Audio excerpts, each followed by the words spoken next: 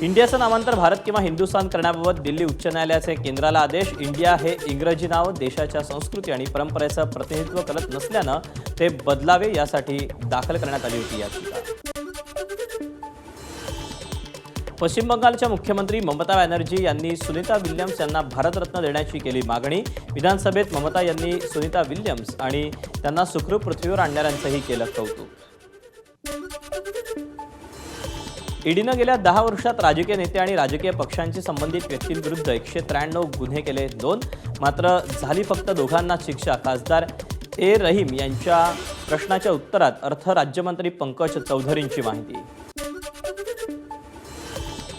विठ्ठल रुक्मिणी मातेच्या पूजेची 25 मार्चपासून ऑनलाईन पूजा बुकिंग होणार सुरू। कार्यकारी अधिकारी राजेंद्र शेळके यांची माहिती। या पूजा 1 एप्रिल ते 31 जुलै 2025 या कालावधीत असतील। रायगडमधील उद्या चौदार तळे सत्याग्रहाला 98 वर्ष पूर्ण होणार। लाखो भीम अनुयायी उपस्थित राहणार असल्याची माहिती। नाशिकच्या येवला शहरात रंगांचे सतरंगी सामने रंगले। येवला शहरात 150 वर्षापासूनचे रंगांचे सामने खेळण्याची परंपरा। रत्नागिरीच्या चिपळूणमध्ये रंगपंचमीची धूम। लहानग्यांपासून ते ज्येष्ठांपर्यंत सगळ्यांनी लुटला रंगपंचमीचा आनंद। एबीपी माझा, उघडा डोळे बघा नीट।